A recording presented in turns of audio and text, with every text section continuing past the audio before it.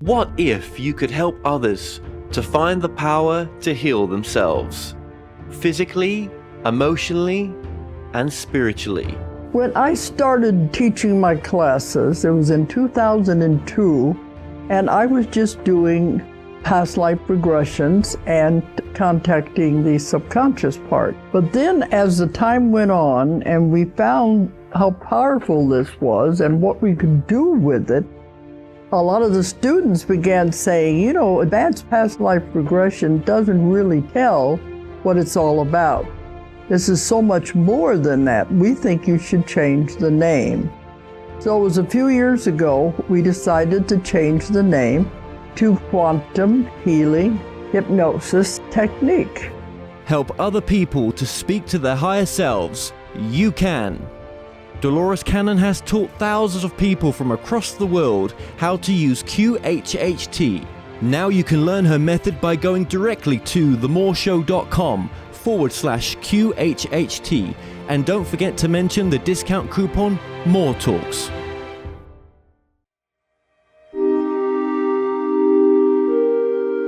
Have you ever wondered, can you communicate directly with spirit guides, teachers, or non-physical consciousness, or even our higher selves? What would they tell us?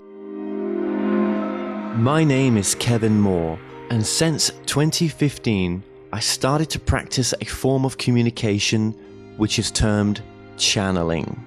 I have been interviewing experts on my talk show to find out, does life continue after we die?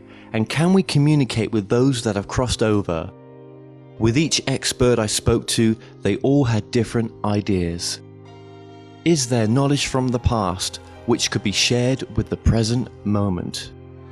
So I thought, why not just speak to the non-physical world directly through channelers around the world? And that's what I set out to do. They Call Us Channelers will take the viewers on a journey into the phenomena known as channeling. And my main goal with this docuseries is to bring a new understanding and awareness to channeling by looking within ourselves and asking, is it truly possible that we can all use this innate ability?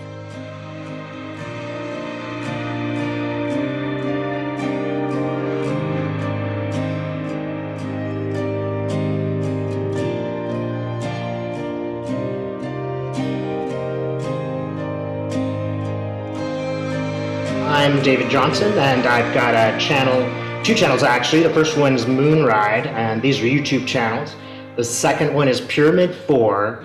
The first one has more to do with, well, I started this work by sort of intuiting the political future. And it was not quite trance channeling. I sort of see images and translate them. And the new channel is much more about trance channeling. I don't really remember it so well.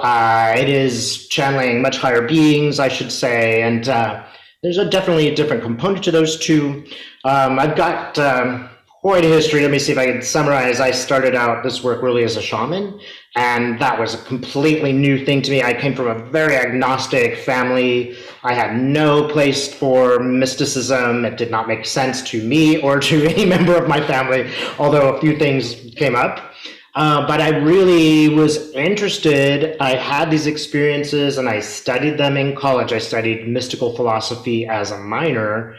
And then I went to Hungary in the Peace Corps and I discovered shamanism. And I practiced that for 20, 25 years and still do. I love that work. But right after Trump became president, I started my channel on political predictions, and I really just started it to kind of calm myself down because I was getting very, very nervous about our future and the future of democracy. And also to sort of test myself, I was like, well, Dave, if you're brave enough to put this out there, you just see it, see if you're wrong, we'll see what happens. I was extremely fortunate in that I contacted a lady named Lena Rodriguez, and she was already famous for doing this stuff. She's awesome.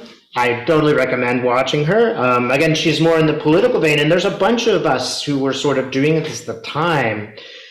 What I noticed with this political stuff was that I was always letting people know, hey, you know, it's going to be okay. You know, when people are suffering pointlessly, they are really suffering. But when people have a problem that they're working through, it isn't pointless and it isn't suffering, it's learning. And I kept bringing people back to, hey, this is democracy in action. This is what happens. It's not like a passive thing, nor has American democracy ever been a passive thing. There is a spiritual connection here, and that is, what are we all learning together? How are we growing? How are we recreating the communities that have sort of disappeared? And it's interesting that disinformation is breaking communities up, but the same methods, YouTube, is bringing us all together, as in right now. So there are these good elements and bad elements that I think have become really stark at this time in human evolution or spiritual evolution. So yeah, that's my summary of what I do, except that I would say, again, the beginning very much it was more psychic work, and now it is more trance channeling work where I really don't necessarily remember or even understand what is being spoken through me. It's sort of at the very edge of my understanding, but I could never articulate these things in the way that spirit does. Fascinating. I followed your work for a little while, and yes, you're right. A lot of the political predictions, that is, more of the psychic side as well. Mm-hmm. When did you start channeling? What year was that? Did you remember when that was? The very beginning of Moonride, when I first started, was in 2016, and I was just maybe, end of 2016. That was and again, the original channeling might be more like psychic work. It was like I'd see an image, and then I would say what that meant, right? I would see an image and I'd say what it meant. And I would always be telling people, look, this is my translation. Spirit's not wrong. My interpretation meant wrong. And a lot of times my interpretation was somewhat off. I think I got better over time. But about a year ago, I kept getting told, you're going to trance channel. You're going to trance channel. I don't know if I was really ready to do that yet, because it takes a lot to really stand outside of yourself a little bit. You're kind of a little bit in there and let something speak through you. I think a lot of people are naturally pretty afraid of doing that and giving up their body to spirit. And I would say, do this carefully and with some consultations with others. And bottom line is, check your heart. If it feels good, you keep going. But it took me a while to get there. I was extremely fortunate. I had a client that recommended me to a group called the V Group. And with the V Group, which you can find online and on YouTube, the V Group and I sort of went as a collective group of channelers. And some of those people were doing work around us but had never channeled before, and they began to channel. And that's sort of when I felt like, I have some teammates backing me up if anything goes wrong. And it just started to, one day, it started to come through. I had been teaching people to do this for a while, so I, was really, really prepared to do it, but I still hesitated until that moment. Many years ago, when somebody told me that I would be a psychic, I absolutely said, no way, I am not doing that. I do not want to know the future. That's not what I do. I'm a shaman. And they kept pushing me, and here I am. Exactly. Who would have thought, right? You would never have thought. So, even being a shaman back in the day was a stretch for you in a sense. And how long ago was that? That was in, 1996. So, almost 30 years. 1996 again. It was in Hungary. Not necessarily the place which you'd expect, but Hungarians are actually from Mongolia. They sort of travel the distance here. So it's a very interesting place where there's a bit of Asia in the middle of Europe. And there must have been a pull for you to go there as well, to have this experience, I would have thought. So, okay, so when you became a shaman, and I'm guessing was there any sort of training involved? I mean, how do you just become a shaman? No, I'm extremely unusual in the sense that I wasn't necessarily trained. I saw this fellow in Hungary maybe 3 or 4 times, and the second time I got the message, this is what you're supposed to do. And every time I'd go to these events, he'd say, find your place in the circle. And I didn't know where he was sitting, but I would always wind up sitting to his left. No matter where he was in the circle, I kept finding that. And it was really next level in the sense that this is the first time when I met somebody and I said, this guy can see right through me. This guy knows what I'm going to say. And the first session, he goes, why don't we just worry about who you are right now, okay? Don't worry about that question. And these were shamanic journeys, which I really encourage. And that is, if you want to become a shaman, if you want to do it on your, you can. A little tips I'd read, Michael Harner has a great book on this. And it's sort of just cliff notes. This is how you do it. He's one of the people that said, look, you can learn to do this on your own. It's harder, but you'll get more out of it. I did see other shamans. I did visit them, but in the beginning, I really didn't have the resources. There was not much internet in the beginning, so I didn't really meet these people. But look, you can learn to do this. You read up on it, see how people do it. You can do it. I think it's a really interesting journey that you've been on, right, personally, and I'm sure others will as well. So what were you doing in sort of California, so career-wise, before starting your journey as a psychic as well? Well, that's another interesting thing about my life is I've had like every job you can possibly imagine, from asbestos removal. I worked the door at a strip joint. I was an English teacher. I was a software recruiter. I had, you name it, I did it all. Mostly I was an English teacher, English as a second language. And I never quite, I didn't never dislike that job, but I never quite felt like it was me entirely. It really prepares you to do this job. I mean, among other things, you're just good at interacting with lots of different kinds of people. When you're translating the language of your head, in a way, it really helps to translate spirit. There's something going on there where, when I really learned Hungarian was when I was with that shaman. And I just sat there and said, stop translating, just know. And I started to just get it without translating every single word. And that's a little bit like when spirit is talking through me. So yeah, I had every job in the world, and not all of them very good. No, but there was a core theme of trying to find yourself throughout all that, Yes. all that practice, in a sense. And this was all taking place within, California? For the most part, yeah, except, of course, for 2 years in Hungary near Budapest. Yeah, Mm-hmm. Okay. So, at the point of the political turmoil or change, when Trump was coming in, right, and you were based in California at the time when that was taking place, and that's when your psychic side really started to expand, do you feel that? Well, I actually moved to Australia in 2015. So just before Trump was elected, maybe even 9 months beforehand. I had no idea what bullet I was dodging at the time. We just moved here, among other things for love, and also because I've lived in other countries before, and they speak English here. It makes it a lot easier.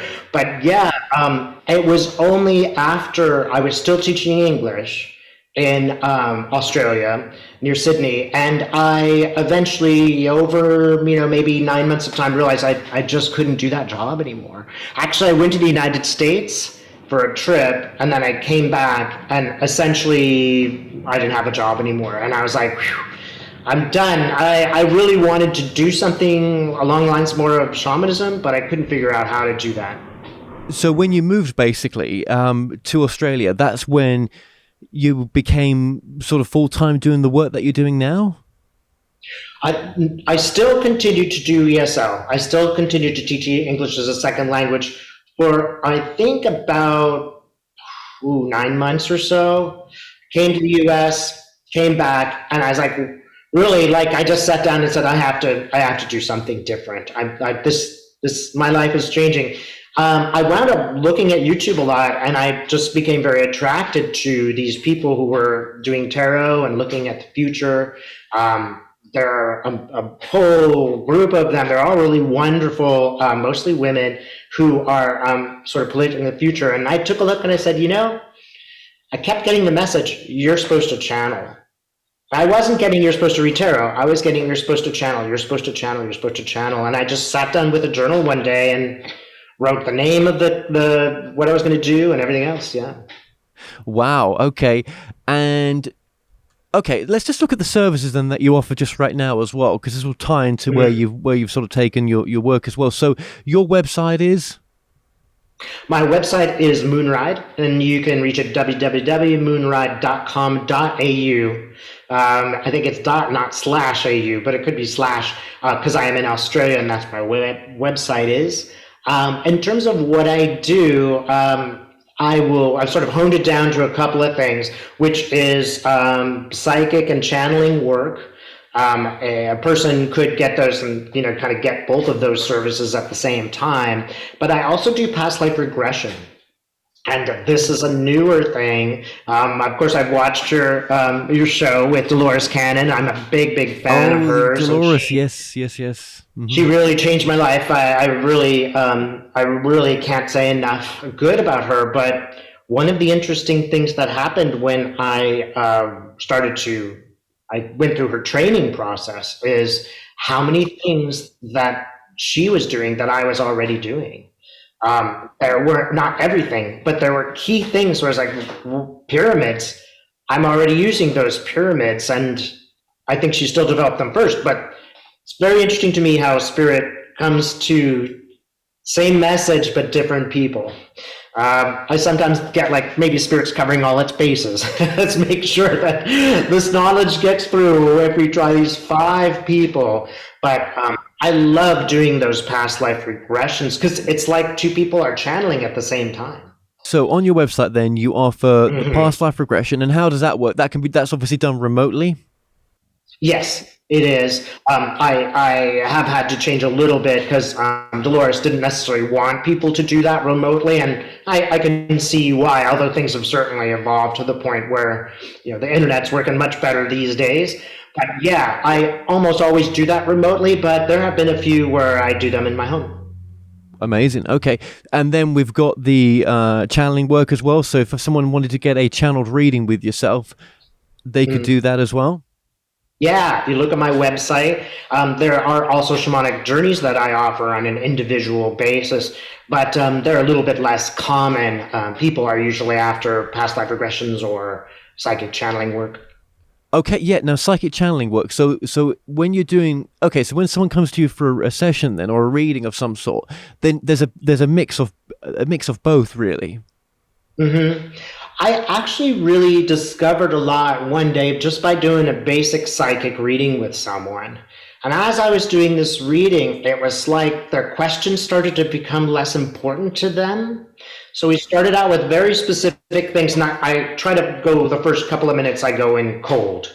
And I just say, don't tell me anything. I just want to see what a general message is. It always starts me out in the same place. A square, it is like a baseball diamond or a boxing ring or any kind of square, and I just sort of see what comes in their field. That's kind of channeling because it usually has a general picture. And then people often, they have questions sometimes which are important to answer. Just can I sell my house? It's important stuff. But what I've noticed is often that once those questions are answered, we really get to the deeper material of your life's path and journey and more symbolic answers. Because, symbolic answers cover a lot of bases. So the meaning of, Kevin Moore's life might come through in a very symbolic image about what you are and what you're doing. And that would have many meanings for you. I do like what you do, I'll be honest with you, because yes, you're right. There's a number of people that do there's more people that do the political predictions now than there ever was, right? And it's fascinating. It's fascinating to see that genre take off, right? But not many people do it like you do, I don't think.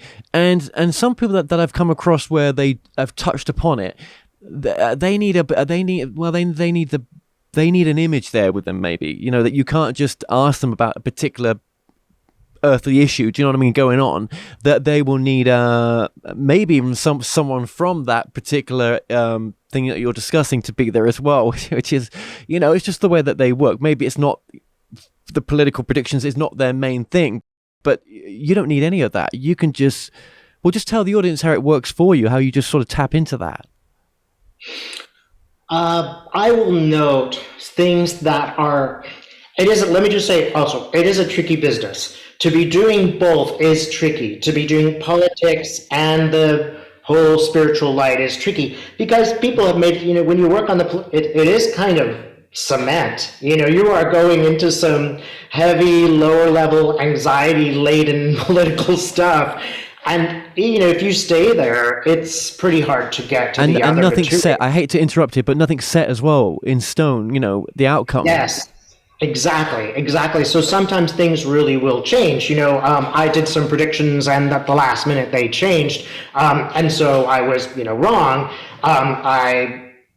Everybody has that experience. You know, when you're doing the more trance stuff, it's usually, you know, 1,000-year future, right? So it's not or even just totally present.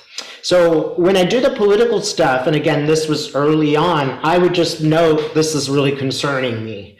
And I'll put it in a way just to say, like, all of the people who I've spoken to, you know, in every country, are very concerned about democracy and where democracy is going to go. And they have extremely legitimate concerns about these. So I wanted to address it myself, but I could also see that a lot of people really needed that. There are especially minorities out there, but very lonely people who are stuck alone in a political sea of, you know, I got to call it unreality. They're very concerned and very worried. And as the sort of coalitions of America that used to define who we were start to break apart, people are really looking for places to go. And one thing that political group offered them was a sort of tribe, a group of people who are seeing things in their particular way, but also I felt all of them are really encouraging all of us to do more spiritual work. Maybe it is just tarot cards, maybe it's just meditation. So I would go to these political points. I would always say there's very much a reason for this, and it will pass. And if we compare our time to, you know, Germany in 1933, it's not so bad. But we are being called. We are being called to move forward psychically, politically, socially. It's not passive anymore.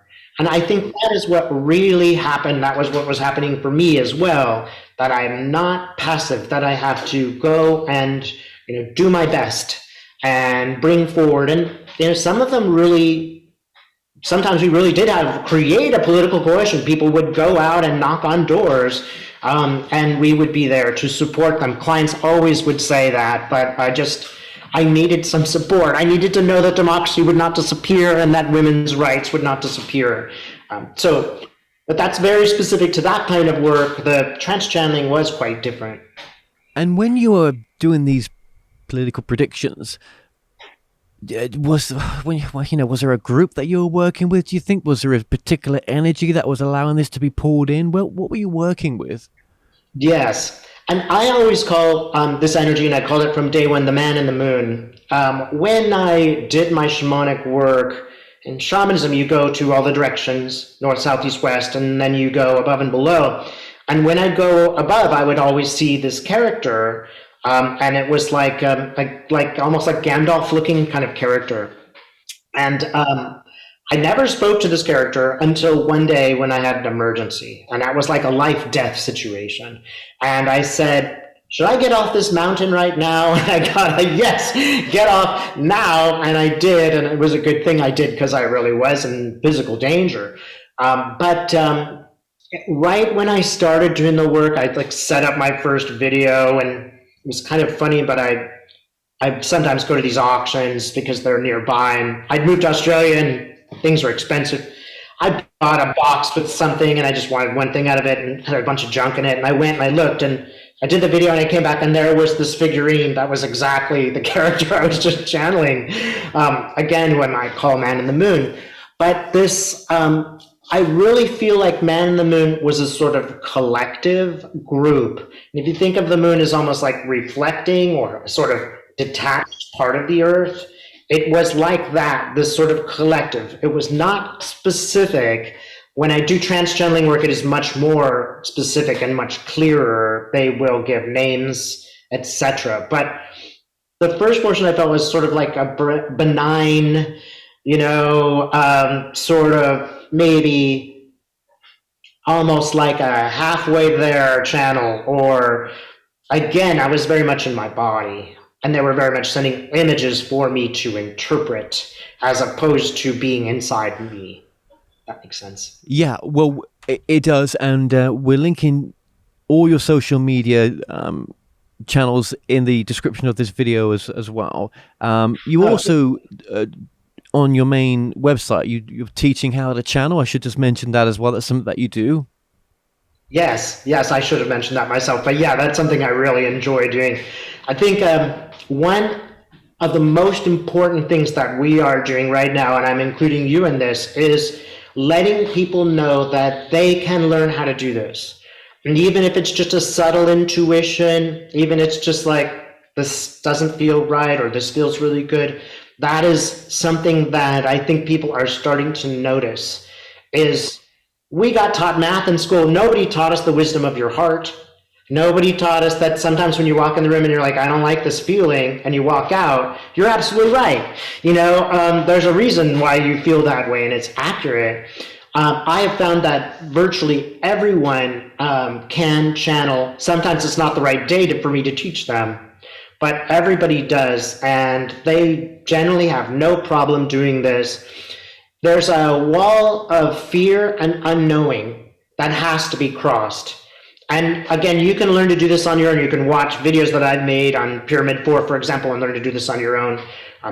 I think it's nice to have somebody there with you just to make sure you're doing it, because it's not like there are dark forces out there. I don't think there's pure evil anywhere per se. Most of the time, it's our own psychological background that is coming up when we're trying to channel. These things do need to be worked out before we channel or as we channel. Every channel will tell you they're always working on themselves. I sure am, right? And they're always trying to control how much coffee they drink, etc. It can be quite mundane, but everybody has an intuition. It's just a question of how much you want to know it. And if you are having problems in your life, realize that it might just be a call to your intuition. Absolutely. And I need to recognize that for myself as well, most definitely.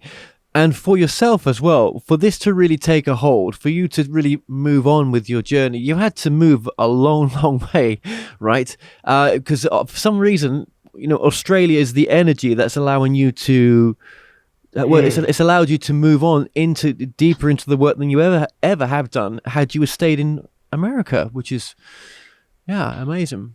Yeah, funny, huh? But yeah, I think America is so loaded right now. It's just, everything is so loaded. Every party you go to, even you sit in a taxi, you're arguing with the driver, everything is just so full on right now. And I think this is a phase. I think it will change in 10 years. I kind of think that if you were paying attention politically, you could see this coming. But, Australia, I have no idea what my neighbor's politics are. No idea. There's never a sign. No one will ever argue with you about it. It's like, will you water my yard? I'll water yours. That's as far as you need to go in Australia for somebody just to be your friend. I don't know anybody's political persuasion. Yeah, it's very different, isn't it? Yeah. But for yourself, this was part of your journey to move on with the work that you're doing. And yes, there's a lot going on over here right now. And I mean, for the next elections, it's going to be interesting to where that takes America, most definitely. But this is all part of the karma. I mean, there were some channels that have told me, that, the change for spirituality, the bigger shift is over here, but it's the hardest place to be for some people. A lot of spiritual people are called here right now. Absolutely true. Yeah, yeah, and congratulations to y'all if you can rise above what's going on around you. That is a part of the process. It is working through the process. But when I left, I barely had insurance. I was barely able to pay my rent. I lived over a restaurant, which was so noisy I couldn't get any sleep at night. One complaint my students would always have is my teacher keeps yawning. It's really hard to when you're living on such an unstable place, a total insecurity like that. It's pretty hard to rise above it. You can. I did do a good deal of that work. I'm absolutely certain that I manifested Australia because that's what I was doing every day is just manifesting, like full on manifestation. US does require that, I think, which does add a layer of challenge. But the contrast when I got here was just like, oh, birds are chirping. I'm in a city and I can hear these birds chirping. And I'm just like, oh, wow, this is so easy. Yeah, absolutely. So, thank you for sharing that. So, Sure. would you class yourself as a conscious channel? What do you mean by a conscious Well, channel? that you remember what was said to you. You're remembering because I know there's this other side of channeling that's now coming in for you, which is this more. Oh God, am I using the right words here? Like deep trance channeling. That's a way to explain it. Sure. I'm going to say just trance. Yeah, the first portion of it was I would remember the first portion of it, especially doing the politically stuff. It would definitely be going through my brain, and the words that were coming out were my interpretations, my understanding of what does that pyramid mean. So maybe I'll give you one example. I kept seeing, and I said, Trump's going to leave, but I kept seeing Trump being dragged out of the White House, not by Democrats, but by the Republicans, Lindsey Graham in particular, and a couple others, physically dragged out and flailing around and breaking things. And the last thing he does is take a statue of George Washington, right? And so I thought, wow, he's going to steal things.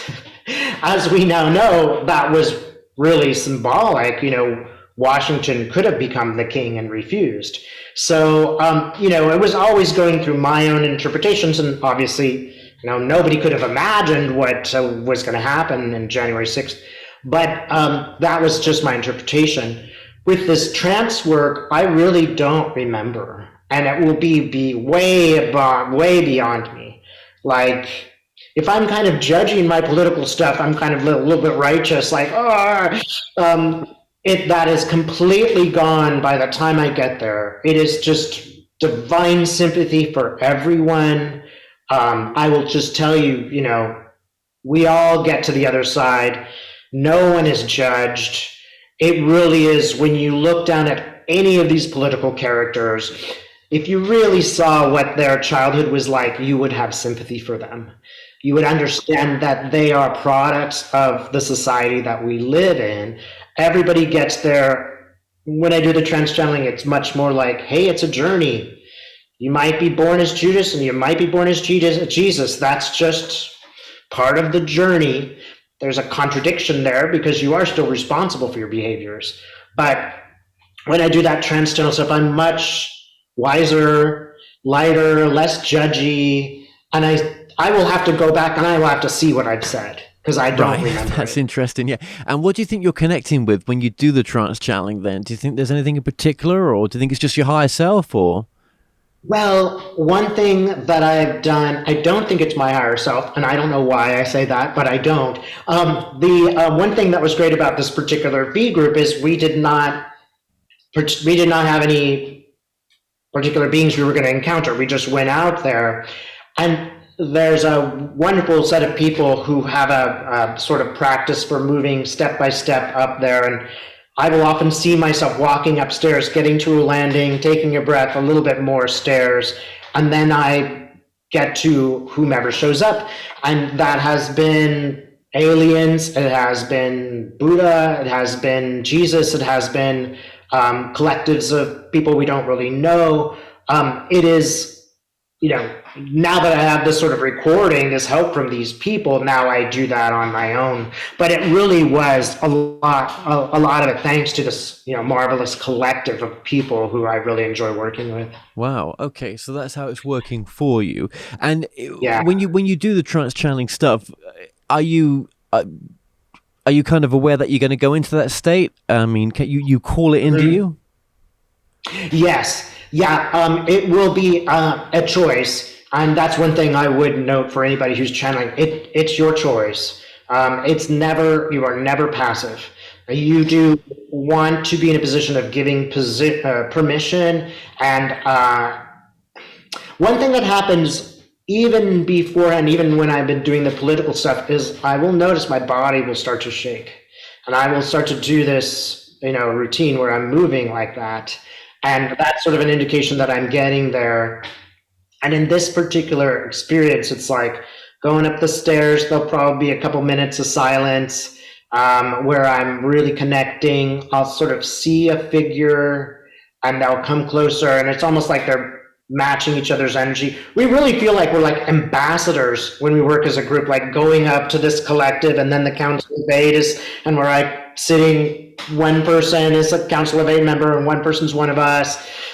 It's a bit similar to that. I will see sort of sets of images, especially stairs, and then I will meet this figure, and then I'll say, okay, I give you permission to come into my body, and then my head will drop and I'll start speaking. Yeah, no, I mean, that's your particular way of connecting. Everyone's got a different way of doing it, but I do resonate with the way that you're doing it. So don't think I don't. I've heard so many different ways. Do you know what I mean? There's so many different ways for different folks, right? But yeah, that makes sense. That makes sense. And even when you're under that mode, though, people can ask you any question. Yeah. Oh, yeah. Any question at all. Yeah, absolutely. When I'm doing the more trance channeling, they tend to ask questions not about, should my son marry Susie? It's usually more like what, really fascinating, profound philosophical questions that people have been asking for, thousands of years, like what's the nature of the universe, and are we all connected, and what is, why do we reincarnate, and what happens if you are a soul that's done a lot of terrible things in a lifetime? Where do you go? What do you do? These are questions like you and I would probably want to ask. I want to know the answer, which is why I will watch myself and find out the answer. Yeah. Well, when you go to meet people, you're out with your partner and you're talking about what you do, is that ever a weird situation when you try to explain what you do, or do you just keep it simple, or? It's always a weird situation every single time. Right. Right? Yeah. So it is a little bit like, you're sitting on a plane and someone asks, what do you do? Right. Yeah. I channel and you can just see them go, oh my God, it's a 12-hour flight. And I sat next to this crazy person. Oh, that's funny. That's funny. Sometimes I tell them, well, I do hypnosis. And then if they ask further, and they'll say, I do hypnosis about people's past lives. And then they will either become very interested or they'll become very quiet. Like you right now, I'm not living in a big city. I'm living in Adelaide, Australia. So it's a little bit more of a country town. Again, Australians don't really care. They're like, as long as you are a good neighbor, that's fine. I don't really care what you do. But yeah, I mean, I don't know anyone who does anything like what I do here in Adelaide. None of my neighbors resonate with it at all, but not in a negative sense. It's just like, oh, that's intriguing. Okay, moving on. Well, it's a big place, isn't it? I mean, let's face it, where you are is a big country. Yes. So, and I know there's a lot more people into the work that you're doing than there ever was. That's everywhere, isn't it, in a sense? I just kind of want to go back here as well. I just want to go back to mention Lena as well. So Lena, is it Rodriguez? That's right. No, yeah. And her channel is the Tarot Down Under. So we're going to link her channel there as well. So, and she helped you back in the day as well. I just want to mention her, that she's got to mention here as well. Because, and you two still work together, don't you? We do. We're very good friends. If you get just for the humor of it, if you watch her tarot card reading, you'll laugh at the whole thing. And before I knew Lena and we were just watching, my partner, again, who's, somewhat skeptical of this work, he would hear her and he would just from a distance keep laughing and laughing and laughing, which is as much as an entertainer and a sociologist as anything else. I have to credit all of these women, though. I mean, Linda G, there's so many people doing it. I don't want to leave anybody out, but there's a whole set of people doing this kind of work. And they were really receptive, never competitive, always supporting each other. Again, I hope you can forgive me if I don't list everybody, but I don't want to leave anybody out. Lena is a very certain and special friend, and I really would not have become well known if she hadn't just within a week put me on her show. We just met, I gave her a reading, she said that's great, and 3 days later she was sending me her clients. Let's just tune in. Let's just have maybe just look at some predictive stuff. I tell you what's interesting about this as well is there's a part of me that wants to change the direction of my work, and one of the things is looking at the news from a spiritual perspective. So looking at the deeper karmic reasons behind the news, and that's kind of why I've changed my channel name to the ISNN, because the output that I want to do on it in the end is that looking at the news and looking at that deeper karmic perspective. So it's interesting coming across you and actually and now having you on. Like I say, I've been watching you for a little bit, so yes, I understand why you do what you do, and I feel the pull for it as well a bit. I do. Mm-hmm. Yeah. I noticed that you'd made that change, and I find that very, very interesting. The idea that these political events are kind of karmic, I think, is absolutely true. One thing I think it's useful to look at with the United States is democracy has always been a contradiction. And I speak as one who's descended from those people who were involved in that contradiction. There's always more people got to vote in 1781 than ever voted at this before. However, no black people got to vote. Women didn't get to vote. Lots of other poor people didn't get to vote. So, it's more voting, but at the same time, it's institutionalized slavery. The White House was built by African-American slaves, so there's always this. It's never a noun. Democracy is never a flat thing. We are always fighting and moving towards this democracy. And how enlivening is that in a positive sense? How much is that helping us to create ourselves? If you're giving a choice between doing something that's harmful and helpful, you are making the choice and you're becoming who you are. Now, you, Kevin, insofar as you've dedicated yourself to doing that, have really taken on quite a task, and you've also taken it on in America. So I hope you will take my compliment and know that you are really in the middle of a fight, and you are under a lot of pressure, and you have to stand strong. That is a very worthwhile thing to do. It's not easy, and all people everywhere all the time are engaged to some degree in this work. Just in you help somebody across the street, you're engaged in that kind of work. But in the particular climate that we exist in right now, and this is many places, not just the United States and the planet, being asked to speak up, being asked to move forward, being asked to argue with somebody without arguing him. And that's a challenge. It is a challenge. It is, and I'm glad you mentioned it like that as well, because it's not just America. There's so many countries going through major change. God, there is. Even back in the UK. I mean, I don't think it's the country that I left. I think COVID had a big thing to do, big part to do with that as well. But leaving Brexit, so many things have changed. Even to the point where, if you've got a different opinion, there's a good possibility that you could be deplatformed or debanked. Some politicians back in the UK right now are having their banking taken away from them because they've got an opposing opinion. And yes, I don't always agree with what they've got to say, but there's a price to pay for what they've done for some people. Yes. Yeah, no, this is serious business. I mean, we are really talking about just our ability to put the show out on YouTube. Those kinds of freedoms really are at stake right now. Yeah, and it hasn't affected this market just yet, the spiritual side, thank God, right? And I don't think I'm a fan of deplatforming. Yes, I mean, there are some dangerous people out there, do not get me wrong, within the spiritual community as well, right? You know, well, they call themselves spiritual, don't they? But they're part of the MAGA movement, and they're crazy, right? Yes, I mean, they've lost their ability for discernment, absolutely, right? Yes. Yet they'll call themselves spiritual and say it's my, you know, I'm being guided, I'm having downloads, you know, and I'm like, Christ, what downloads are you know, from where do you think you're having these from? Do you know what I mean? Because it's your lower self, most definitely.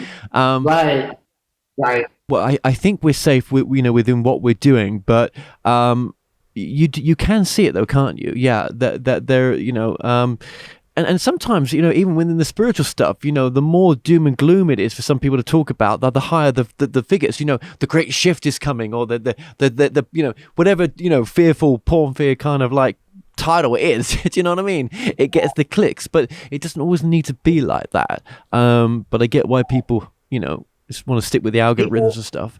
People, I mean, you and I have done it. I mean, you've gotten on the thing where you're watching, you know, cops behaving badly or people behaving, and you just start to get in that cycle. And 3.5 hours later, you're like, where'd my evening go?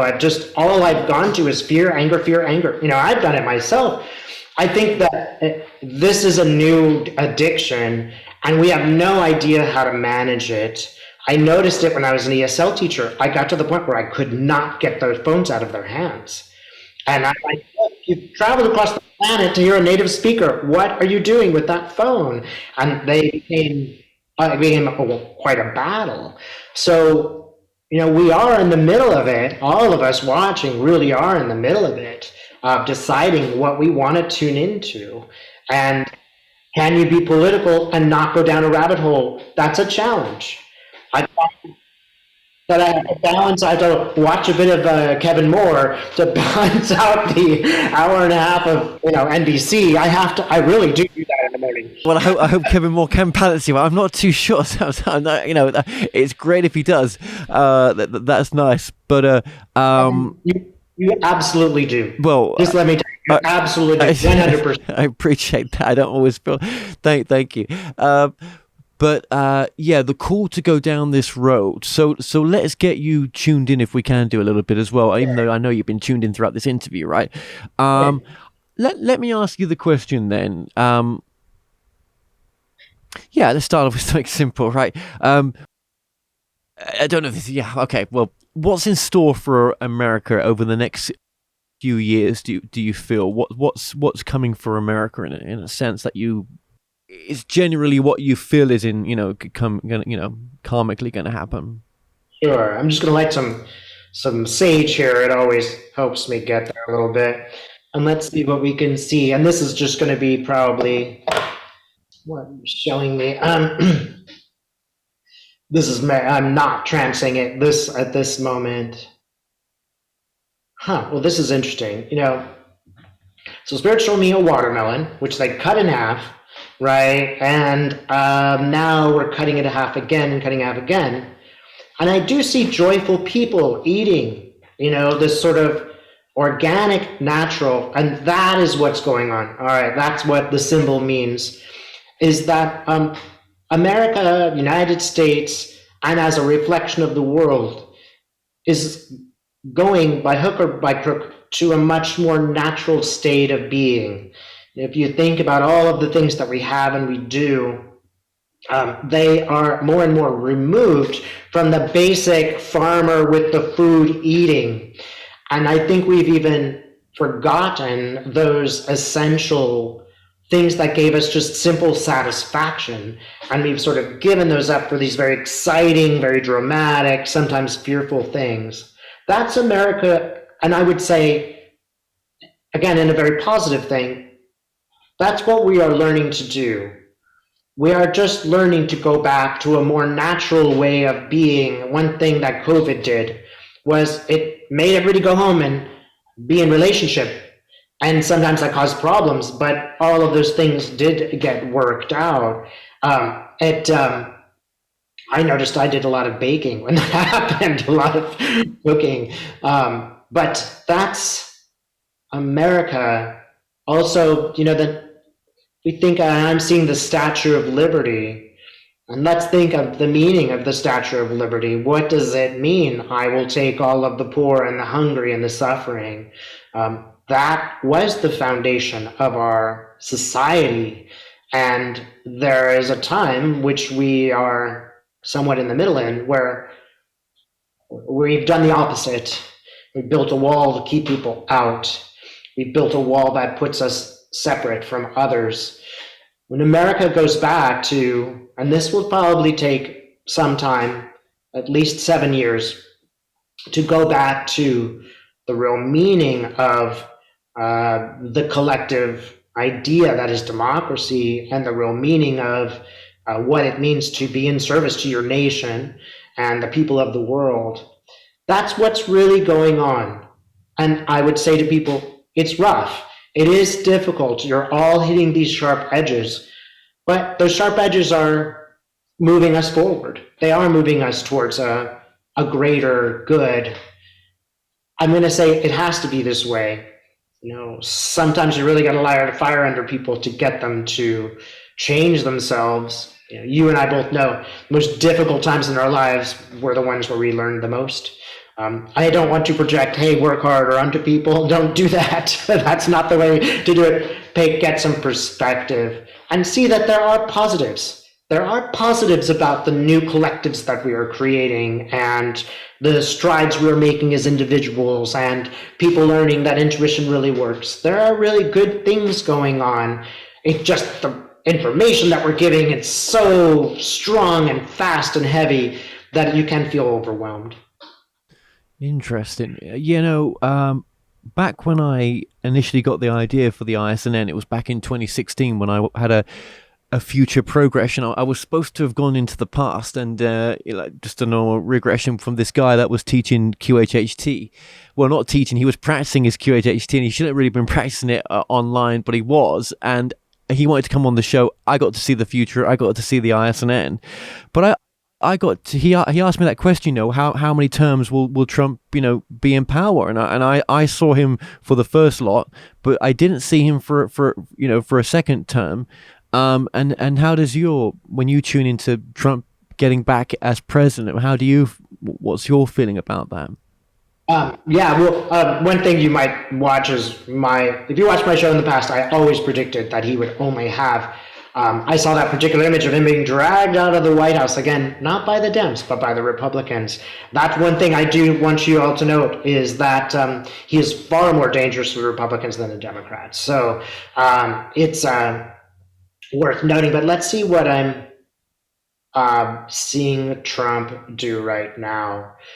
Now, there's a certain point where it's like people become so red with anger that you fear they're going to have a heart attack. And that's what Trump looks like when I see him right now. It's just this really like a beast at bay. He is really red. He is very angry. These are things now that are happening that are for the first time totally beyond his control. He has always had power over others, and he doesn't have power now. He also doesn't have the benefit of no political background anymore. When he first started out, he had that. He seemed like an outsider to some people. He doesn't have that benefit, and now he cannot trash talk because he is involved in so many suits. I would not, we still have a good deal of work to do throughout the world and the United States towards democracy. But I do not perceive Trump to have much power in the future. Believe it or not, this is the picture that I get. It is of a jack-o'-lantern Halloween pumpkin. It's kind of exploding. That's what's going on for Trump right now. And do not underestimate how the internal the internal work that Trump is doing, the internal experience that he's having, it really is affecting his campaign and his ability to lead and draw a crowd. Those people will still remain because of the idea of community that they did get from Trump. But he is not much more now than a figurehead. And internally, his life is extremely difficult. Interesting. Yep. That's very interesting. Thank you for that as well. And of course, he's got it's case after case right now, isn't it? Yeah. So, and I know, and we'll link some of your videos from your channel where you talk about some of Trump's case, like for example, your potential look into the Georgia case, and now again what's in store for Trump as well. Are we going to be surprised? Do you think America's going to be surprised with who comes into power for the next presidential election? I mean, do you think it'll be a shock to us, or? Let's take a look right now. Let's see. Well, as I've seen, Biden did better than expected. Everybody was prepared to be very disappointed in him, and there are a lot of things going against him. Just not being exciting now is going against being just your regular, boring politician does work. It doesn't get you many clicks, it's a different world out there. But I can see Biden doing a fairly good job.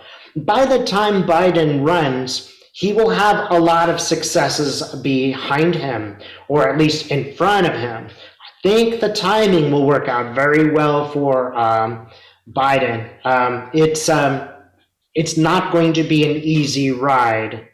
There are a lot of political problems in the United States that are really going to take time to work out.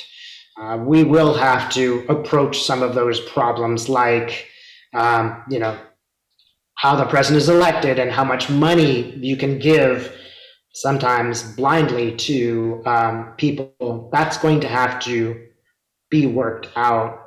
And that's just, I'm going to say, the real surprise. The real surprise is that people on the left, Democrats, for example, have become fired up. They have started to act like, AOC. They've started to become a little bit more radicalized. And I think this is a really good thing as a person who's been on the left. I've just been like, TikTok guys, could we get angry here? How come only the conservatives get to get angry? What's going on? And you'll notice if you watch, they're, Adam Schiff, all those people are like really coming forward as we would like them. I think that is the real surprise. And I think that is a real bonus. It's not all darkness out there. Leaders are being born now, which we will be enjoying in 20 years. Youth are watching. They know, and they're not as easily manipulated by fake information. They don't care as much about, foreigners coming to the country and taking over. The political future is going to be fraught because of a lot of, the quality of the earth, the environmental issues.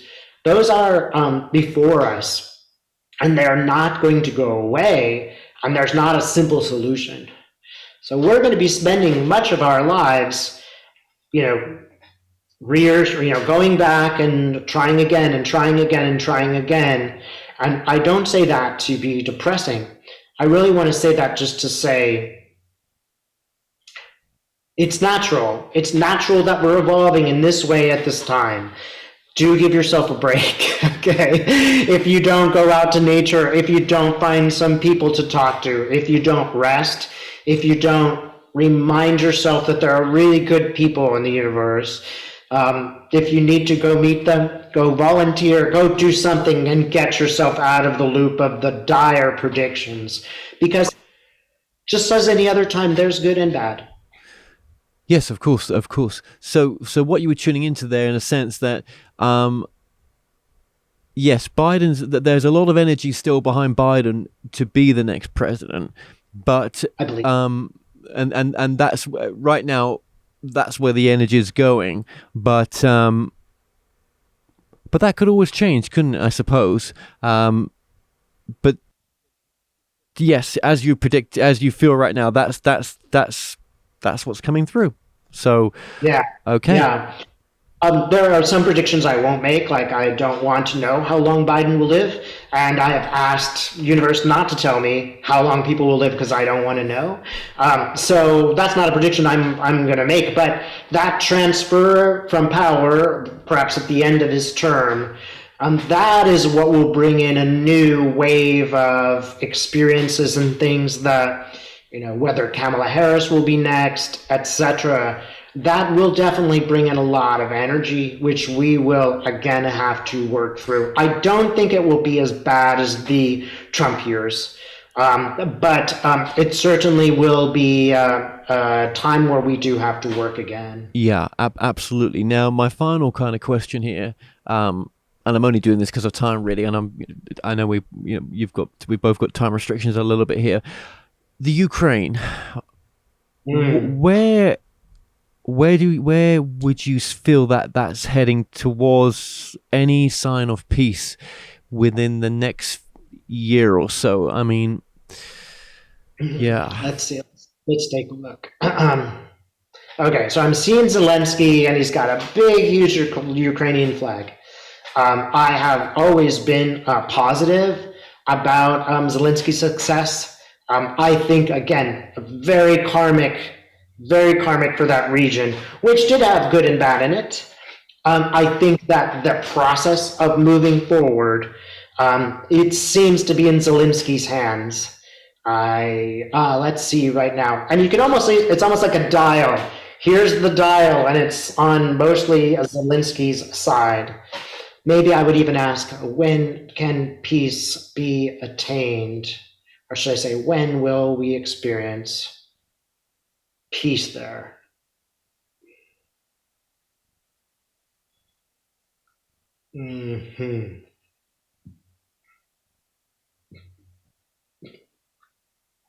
Keep in mind that spirit doesn't have the same time.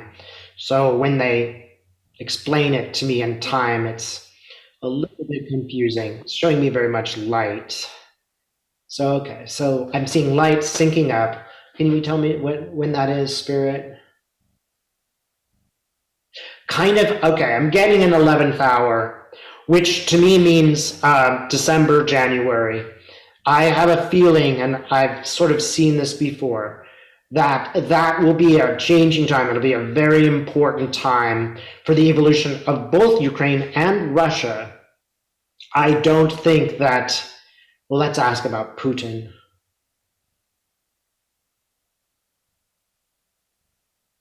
Yeah, I don't feel like Putin will have a long-lasting success. He is not success now, but there's a lot up against him. And again, I've asked Spirit not to tell me when anyone dies. I don't want to know. But he doesn't ever come across to me as someone who is vibrant.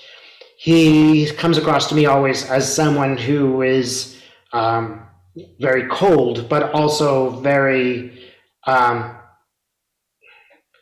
with Putin is he's very narrow-minded, right? So he's almost like the antithesis of what we are doing, channelers are doing, and sort of opening up.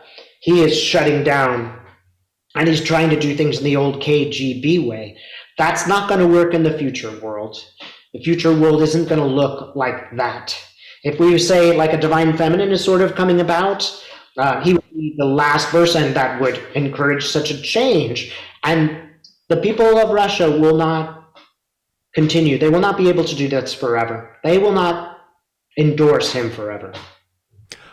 Well, look how many young men left the country because they wanted nothing to do with potentially taking part in a conflict with the Ukraine. Yeah. And they're still displaced now. I mean, they haven't come back. Yeah, absolutely. There's that really old energy there with him, isn't there? That's right. Yeah. I just want to thank you for, just giving us a bit of a demonstration there, right? It's all very, very quick, I know, but very, very interesting. And you take a deep dive on your channel as well with some of these subjects, and you sort of, one video sometimes can be just into that subject. So we're just kind of like, all over the place, and I'm sure I could have gone into different subjects as well. I just wanted to maybe do something that was more maybe for, the general. But I wanted to talk about true crime actually, but that'll be for another show. I'll look forward to that. Yes. Well, there's always a massive interest for that stuff over here, especially, and throughout the world. So, okay. Now, people can contact you, David, by your website, which is moonride.com.au. I think it's .au, not /. But yeah, that's where you can contact me. I again have two channels. One of them is Moonride, which is political, and then there's Pyramid 4, which is trance work. Yeah, and I'm sure, I know I'm passing across again, so we will look at the trance work on one of those shows as well, most definitely. If there was a message that you might like to give the audience before we sort of close this down, what would that be, maybe? Well, interestingly enough, Kevin, I keep getting a message for you. And this message is of a fellow with a long sword, kind of like St. George, okay? It's not a sword that harms people. It's a difficult task that you are up against. And I see you being very heroic. And I would say that to all the people watching or listening, is what you're doing here on Earth is very heroic. It's not an easy thing to do. It's not a clear path. We're learning as we go. So there is nothing but optimism in that sense. You will learn what you are here to learn. And the journey you are on is a heroic one. You should be proud of yourself. I hear you. It can be a little lonely sometimes, I will be honest with you, but I can't go on like that forever. I don't choose to. I don't want to. Who would want to? I don't need to do this work, but I'm just saying as it is right now, right? Yes. Yeah. So, but I guess everything changes when it's meant to be. God, I want to puke. But I guess it does. Do you know what I mean? God. I know just what you mean. Yeah. But yeah, I guess that's there. That is true. I really appreciate you coming on. Let me just say that. I really appreciate the work that you do. I think it's fascinating. So fascinating. I don't meet many people that do just what you do. And I just find that, well, maybe I just, it's where I'm heading towards, and I maybe that's the pull with you as well. But yeah, it's definitely unique. So David, I just want to say, listen, just thank you so much for coming on. I really appreciate that. And thank you, Kevin, and thank you for this wonderful work that you're doing. Again, I hope you are very proud of yourself.